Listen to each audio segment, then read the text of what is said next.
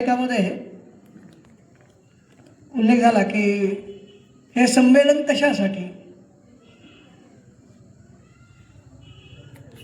तर राष्ट्रीय स्वयंसेवक संघाच्या स्थापनेला यावर्षी 100 वर्ष पूर्ण झाली, म्हणून हे संमेलन आयोजित केलेलं आहे.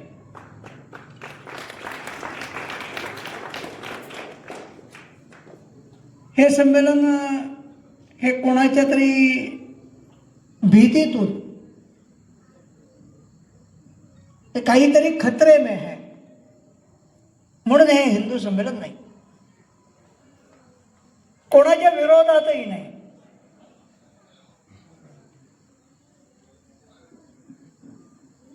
आणि हिंदू समाज हा कधीही उद्दंड नसतो, दुसऱ्याला नेस्त नाबूद करण्याचा विचार करतो असं नाही. तर कृण्वन्तो विश्वमार्यमची घोषणा देणारा हिंदू समाज जो विश्वभर गेला, म्हणजे आजच्या अमेरिकेमधले जे रेड इंडियन आहेत, जो मूळ अमेरिकन समाज आहे, तो रेड इंडियन सुद्धा भारतामध्ये जसा आपण यज्ञ करतो तसा यज्ञ करतो.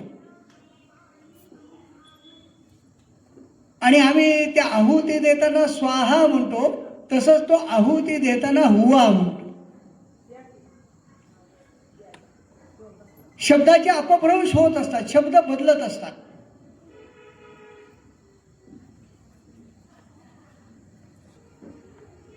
म्हणजे आपल्या पुण्या मुंबईकडे जेवला का असं विचारतात, लातूर धाराशिव मध्ये काय विचारतात, जेवलाव का. आता प्रश्न तोच आहे, पण जेवलाव लाव कुठनं आला, हा शब्दाचा अपभ्रंश आहे. तर ते रेड इंडियन सुद्धा आहुती देतात, यज्ञ करतात. आणि असं देशभरामध्ये विश्वभरामध्ये कमीत कमी आज 40-50 देश असे असतील की ज्या देशांमध्ये भारतीय संस्कृतीच्या पाऊलखुणा या आपल्याला दिसतात. मी इंडोनेशियाच्या एअरलाइन्सचं नाव, तो पूर्णपणे मुस्लिम राष्ट्र आहे. त्याच्या एअरलाइन्सचं नाव आहे गरुडा एअरवेज. गरुड कोणाचं वाहन आहे? विष्णूचं वाहन आहे. पण एअरलाइन्सला नाव द्यायचं असेल तर ते गरुड भरारीचं नाव. अशा प्रकारचे असलेले हे भारतीय विश्वभरामध्ये, हिंदू विश्वभरामध्ये गेले ते तलवारीच्या आधारावर नाही, ते गेले ते गुणांच्या आधारावर, आपल्या बुद्धिमत्तेच्या आधारावर, आपल्या विद्वत्तेच्या आधारावर. आणि या गुणांचं, या विद्वत्तेचं असलेलं कौतुक आणि त्या विद्वत्तेपुढे सर्व विश्व नतमस्तक झालं. मग असा असलेला हिंदू समाज हा गुलाम का झाला, परतंत्र का झाला? सलग 2000 वर्ष या देशावर आक्रमण का राहिलं? तर ज्या सर्व महापुरुषांनी या परिस्थितीचं चिंतन केलं, त्यातले बहुतेक सगळेजण अशा निष्कर्षाला आले होते, याचं कारण असं आहे की हा जो समाज आहे, हा समाज मी कोण आहे हे विसरला. राष्ट्रीय स्वयंसेवक संघाचे संस्थापक परमपूजनीय डॉक्टर हेडगेवार, जे स्वतः सुमारे 130-135 वर्षापूर्वी डॉक्टर झालेले होते.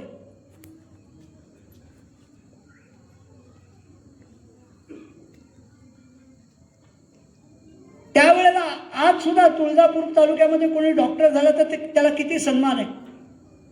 त्यावेळेला तर अख्ख्या विदर्भामध्ये, ते विदर्भात नागपूरचे राहणार आहे, अख्ख्या विदर्भामध्ये जेमतेम 100-1 डॉक्टर असतील. आज त्याच विदर्भामध्ये डॉक्टरांची संख्या कमीत कमी 15-1,000 असेल. त्यावेळेला त्यांनी असं ठरवलं की मी या देशासाठीच जगेन आणि देशासाठी जगायचं असेल तर स्वतःचा व्यवसाय करणार नाही, कुटुंब कबिला करणार नाही, विवाह करणार नाही. माझ्या जीवनातला प्रत्येक क्षण हा या मातृभूमीसाठी असेल. घरचे खूप संपन्न होते का? तर घरचे संपन्न नव्हते. अतिशय सर्वसामान्य परिस्थिती किंवा दरिद्रीच म्हणावी अशी असलेली परिस्थिती. दारिद्र्याचं वर्णन करायचं झालं तर काय, तर त्यांच्या घरामध्ये एकदा पाहुणे आले तर पाहुण्यांसाठी चहा करायचा होता. तर चहा करायला यांनी विवाह केलेला नव्हता. मोठ्या वहिनी होत्या, वहिनीने सांगितलं की पाहुणे आले चहा करा. चहा येईना म्हणून आतमध्ये डोकवलं. वहिनी म्हणा तुम्ही चहा करा सांगताय पण घरामध्ये जळण्यासाठी लाकडं कुठे, चूल कशावर पेटवणार? ज्या घरामध्ये चूल पेटवण्यासाठी लाकडं नाही अशा दरिद्री घरामध्ये डॉक्टर हेडगेवार होते. सोन्याचा चमचा घेऊन जन्माला आलेले नव्हते. पण त्यांनी असं ठरवलं होतं की माझं जीवन हे या देशासाठी, या समाजासाठी असेल. मी डॉक्टर हेडगेवारांच्या चरित्रामध्ये फार जाणार नाही, पण त्यांनी जो निष्कर्ष काढला तो निष्कर्ष काढण्यापूर्वी डॉक्टर हेडगेवार हे त्यावेळेच्या असलेलं जे क्रांतिकार्य चालायचं त्या क्रांतिकार्यामधले 3 राज्य ही प्रमुख राज्य होते. एक होतं बंगाल, दुसरं होतं पंजाब आणि तिसरं होतं महाराष्ट्र. अन्यही राज्य होते पण याच्या सर्वात जास्त क्रांतिकारकांची संख्या 3 राज्यांमध्ये होती. तर बंगाल आणि महाराष्ट्रातल्या क्रांतिकारकांचं एकमेकांमध्ये संवाद निर्माण व्हावा, त्यांची जोडणा व्हावी याच्यासाठी डॉक्टर हेडगेवारांना मेडिकलच्या शिक्षणासाठी, वैद्यकीय शिक्षणासाठी कलकत्त्याला पाठवलं होतं. अनुशीलन समिती नावाची समिती आपण इतिहासाच्या पुस्तकांमध्ये स्मरणामध्ये असेल आपल्या, त्या अनुशीलन समितीचे ते एक प्रमुख कार्यकर्ते होते. डॉक्टर नागपूरला परत आल्यानंतर काँग्रेसच्या कामामध्ये ते राहिले. काँग्रेसचे आत्ताचा मध्य प्रदेशाचा काही भाग आणि विदर्भाचा काही भाग याचा मिळून एक CP and Berar, central provinces and Berar अशा प्रकारचा एक जो प्रांत होता, त्या प्रांताचे काँग्रेसचे ते चिटणीस होते. 1920 साली काँग्रेसचं अधिवेशन नागपूरला झालं. त्या नागपूरच्या अधिवेशनाच्या स्वयंसेवक दलाचे ते प्रमुख होते. काँग्रेसच्या इतिहासात असं सांगतात की शिस्तीच्या दृष्टीने सर्वात उत्तम झालेल्या अधिवेशनांमधलं ते अधिवेशन होतं. त्या अधिवेशनामध्ये लोकमान्य टिळकांना त्या अधिवेशनाचं अध्यक्ष करावं असा विचार नागपूरमधल्या सगळ्या देशभक्त मंडळींनी, काँग्रेसच्या कार्यकर्त्यांनी केलेला होता. दुर्दैवाने लोकमान्य टिळकांचं निधन झालं. तर लोकमान्य टिळकांचं निधन झाल्यानंतर योगी अरविंदांना काँग्रेसचा अध्यक्ष करावं, त्या अधिवेशनाचं अध्यक्ष करावं याची विनंती करायला जाणाऱ्यांमध्ये डॉक्टर हेडगेवार एक होते. ते एवढं एका अर्थाने आत्ताच्या परिभाषेत बोलायचं झालं तर सर्वार्थाने लाईमलाईट मधलं असलेलं जीवन ते जगत होते. असं असताना त्यांनी विचार काय केला की या देशाचं पारतंत्र्य का आलं? ते या देशाचं पारतंत्र्य आलं याचं कारण आहे की इथला हिंदू समाज हा आपली ओळख विसरला आहे. मी हिंदू आहे हेच तो विसरला आहे. मग मी कोण आहे? मी माळी आहे, मी कोळी आहे, मी साळी आहे, मी कोष्टी आहे, मी कुंभार आहे, मी चांभार आहे, मी मराठा आहे, मी वाणी आहे, मी ब्राह्मण आहे. अशा प्रकारच्या छोट्या छोट्या छोट्या छोट्या अस्मितांमध्ये त्यांनी स्वतःला गुरफटून घेतलं. मग मी कोण आहे? मी पंजाबी आहे, मी बंगाली आहे, मी आसामीज आहे, मी मणिपुरी आहे. अशा असलेल्या भाषांमध्ये त्यांनी स्वतःला गुंतवून घेतलं. पण आम्ही सगळेजण मिळून हिंदू आहोत हे हिंदू तो विसरला, म्हणून येणाऱ्या आक्रमकांशी भारत म्हणून लढलोच नाही आम्ही. जोवर भारत भारत म्हणून लढला, भारत हिंदू म्हणून लढला, तोवर तो सिकंदर आला, जगज्जेता ज्याला म्हटलं जातं, तो सिकंदर भारताच्या सीमेच्या आतमध्ये सुद्धा येऊ शकला नव्हता. कारण का? कारण त्यावेळेला आर्य चाणक्यांनी चंद्रगुप्ताच्या नेतृत्वाखाली त्याच्याबरोबर सेल्युकस बरोबर केलेला असलेला संघर्ष, प्रवेश सुद्धा झाला नाही. हिंदू म्हणून स्वतःला विसरला, त्याच्यामुळे पराभव झाला.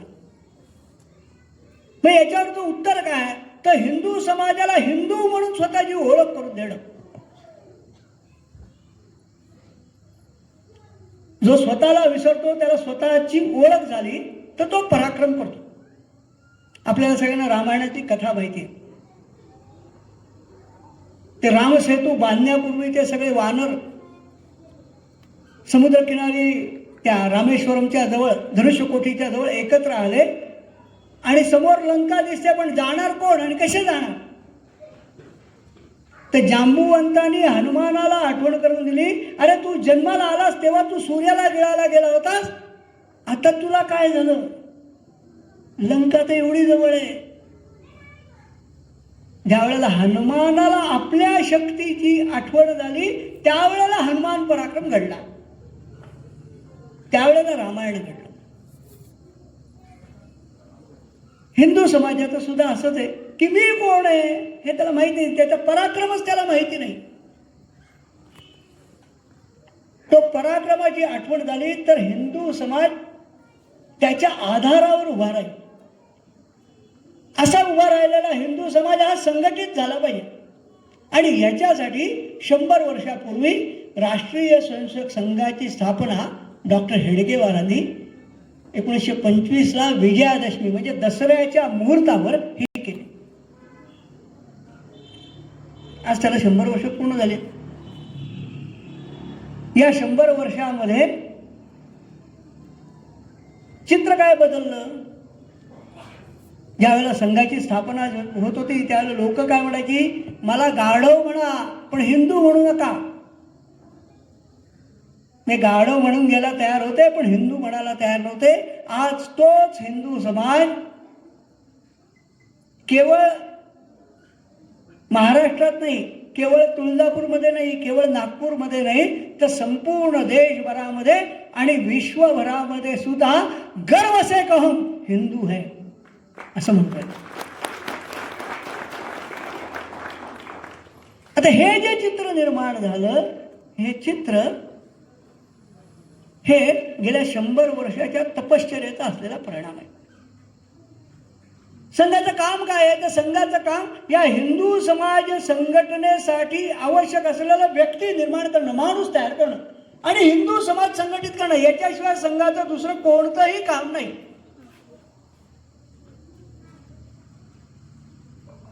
संघ कोणतीही शाळा चालवत नाही, कोणतीही बँक चालवत नाही, कोणतंही सरकार चालवत नाही. संघ काय करतो? संघ फक्त संघाची शाखा चालवतो आणि त्या शाखेतून जे कार्यकर्ते तयार होतात ते कार्यकर्ते जगातल्या असलेल्या सगळ्या प्रश्नांना गवसणी घालण्यासाठी आवश्यक असलेली कामं उभी करतात.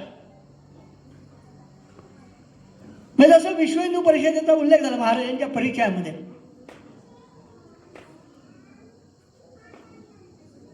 की जर या जगामध्ये हिंदू समाज ताठ मानेने उभं राहायचं असेल तर इथली असलेली जी धर्माचार्यांची शक्ती ती एकत्रित आली पाहिजे. त्यांनी विचार केला पाहिजे. म्हणून काही कार्यकर्त्यांनी विचार केला आणि विश्व हिंदू परिषदेची स्थापना केली. मजदूर क्षेत्रामध्ये अशा प्रकारचं हिंदुत्वाच्या आधारावर, देशाच्या आधारावर विचार करणारा मजदूर झाला पाहिजे. कम्युनिस्ट विचार काय करतात? रशियामध्ये पाऊस पडला तर, चीनमध्ये पाऊस पडला तर इथे छत्री घेऊन फिरणारे कम्युनिस्ट असतात. इथला कामगार हा भारत माता की जय म्हणणारा कामगार पाहिजे. मग तसा जर व्हायचा असेल म्हणून मग भारतीय मजदूर संघाची कार्यकर्ता काही कार्यकर्त्यांनी केली. अखिल भारतीय विद्यार्थी परिषदेचं काम सुरू झालं. तर विद्यार्थी हा उद्याचा नागरिक नाही, तो आजचा नागरिक आहे. आणि त्याला जर सुसंस्कारित केलं आणि देशाच्या हिताचा विचार केला, त्याला जर प्रवृत्त केलं, तर एक प्रचंड मोठी ऊर्जा या देशाच्या विकासासाठी उपलब्ध होईल. याच्यासाठी विद्यार्थी परिषदेचं काम संघाच्या स्वयंसेवकांपैकी काही स्वयंसेवकांनी विद्यार्थी परिषदेचं काम सुरू केलं. अशा प्रकारची समाज जीवनासाठी आवश्यक असलेल्या विविध प्रकारची मॉडेल्स ही गेल्या 100 वर्षामध्ये जी निर्माण झाली, त्याचा परिणाम आज समाजातलं, राष्ट्र जीवनातलं असलं कुठलंही क्षेत्र नाही की ज्या क्षेत्रामध्ये राष्ट्रीय विचाराच्या आधारावर चालणारं कोणतं काम नाही.